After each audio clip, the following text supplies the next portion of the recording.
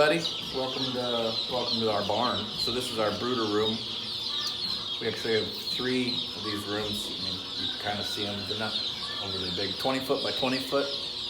And we raise our chicks in here for a couple of weeks, and then we'll progress them into the rest of our barn. And it's warm in here. It's not overly warm. It's probably 80 to 85 in here. You see the chicks are really comfortable.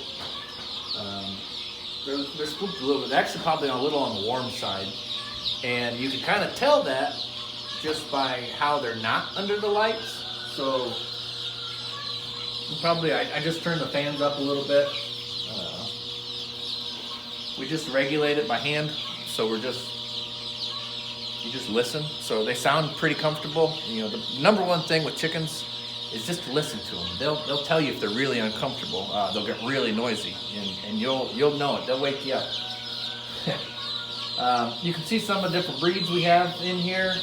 When we're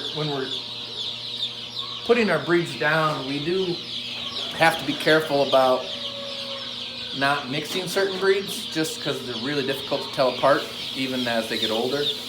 I mean, there's black and yellow chicks. As chicks, they look a lot alike because they're a little bit older. There are things to tell apart. I mean, I know that's a Rhode Island Red. And there's a light Brahma. He's dark, real dark. That's probably, I think it's still a pencil rock over there.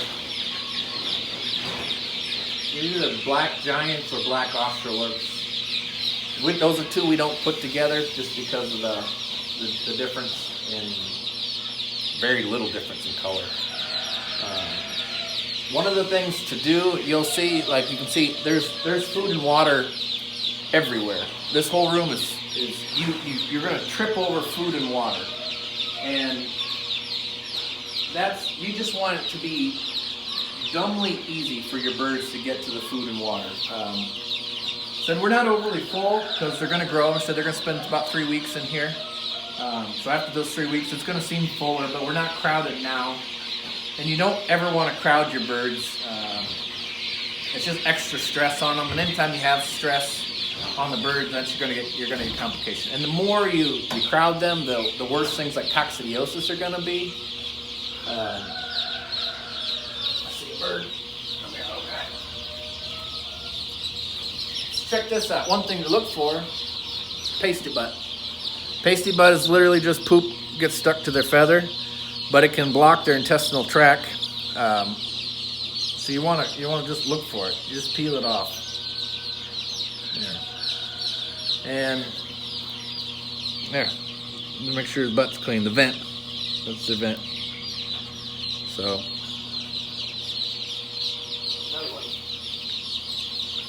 You can use a wet wash rag. That one's not too bad. It's just a little stuck. To do it, I don't mind doing it. I'm gonna pick the butt and I'm gonna drink coffee.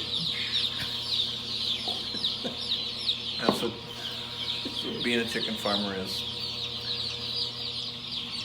Early on, really early on, I like to have just really, I might even pour just feed on the ground, just so it's like they get to it, or even put just like a small pan. You can see they jump really well. It's a little bit tall for these feeders, but they have no issue getting to it. Chicks are pretty mobile. They move real fast. At this point, these are about a week old. I should say that. They're between 6 and 7 days old. So they're pretty able to take care of themselves. We're through the kind of the worst mortality that you're going to get. I say mortality. You always lose some. Like that does happen. I mean, we probably have, I don't know, maybe 600 birds in here. That first week, I'd probably expect to lose between 2 and 3%. And that's if you lose more than that, there's something wrong. It happens. I mean, you can do everything right and still lose birds. That does happen.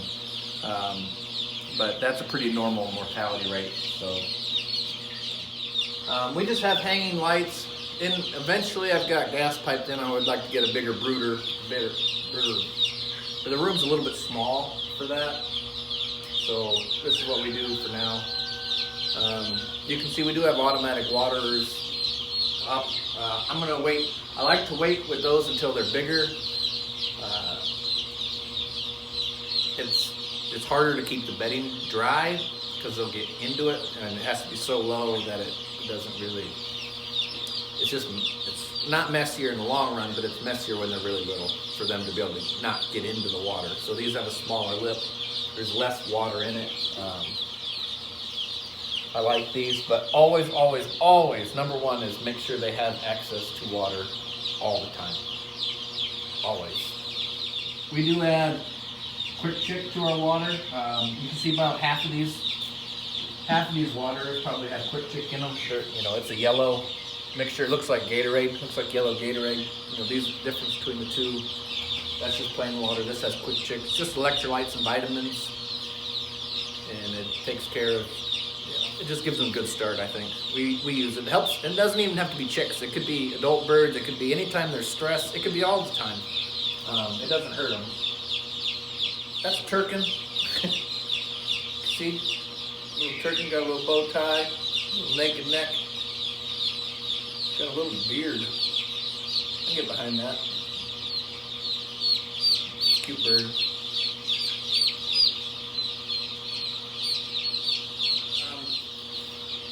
Another thing is make sure your bedding is dry. If you have wet bedding, that's just breeding ground for all sorts of bacteria, coccidiosis, chickens get colds. They get a cold just like people get colds, and sometimes they're worse than others. They get respiratory things, respiratory diseases. They'll get snotty. They'll get. You can listen. Chickens cough. I don't know if people know that, but they do cough, and you can hear it. I don't hear it in here, but they sneeze too. They sneeze. Yeah, chickens sneeze. They get dusty. That's the way it works.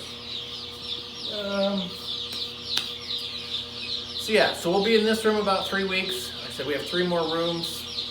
We have the same number of birds in each room. Basically, they're not any different in age. Like this group and the next group, they're just by how many we want to put in a room at a time. Our building holds like 6,000 birds, so these are the same birds that, these are our breeder flocks. So this is the birds going down right now. It's August 17th that are going to be laying eggs, so we're going to collect those eggs for our sales next year. So these chicks are what people are going to get next year. So this is our livelihood, and we take care of all of our own breeders. They're all right around Webster City. I want to see somebody else do that. These are our birds, so these are our lines. It's our responsibility to take care of them and do the best selection and the best care that we can provide. It provides the best adult birds, and provides the best chicks, for the customer and for people, for you guys. And it's just the right thing to do. So I take a lot of personal responsibility and a little personal pride in what we have and how we do it. We do it a lot more hands-on, a lot more manually than some other people, but hand filling waters and feeders and just walk around. You're just always looking at the chicks, always taking care of chicks. So it's non-stop. A little barred rock. You can tell it's a barred rock because he's got a little white spot on his head. That's a silver lace Wyandotte. Raising chickens is very simple. They'll tell you. You just need to listen. You can look at them and see them. Like I said, I think it's a little hot in here just by how little they're under the lights.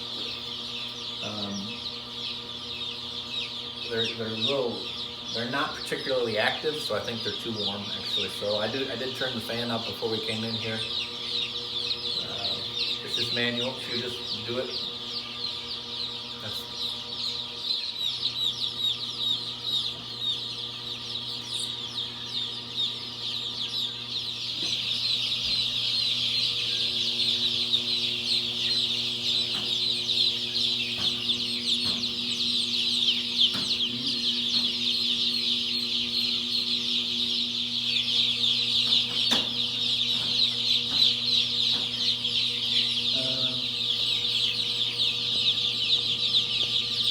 little partridge rock here. He's just starting to get his flight feathers.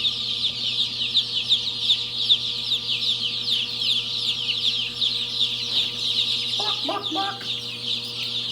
Barred rock, silver lace wyandotte, light Brahma. I'm going to say that these are, oh, that's a barred rock.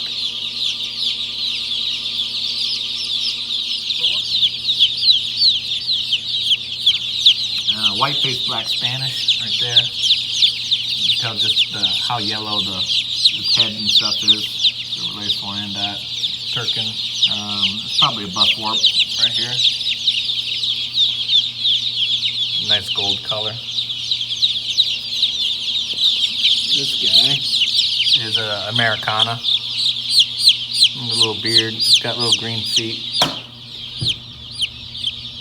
So, some muffs. There's a few in here. I think you can tell it's because it's a peacomb. There's probably another one here.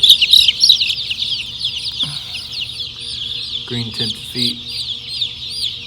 Peacomb. This one doesn't have much for tufts there, muffs, but they're there a little bit. I don't know. That's a bit. It's just neat to watch them. Enjoy them.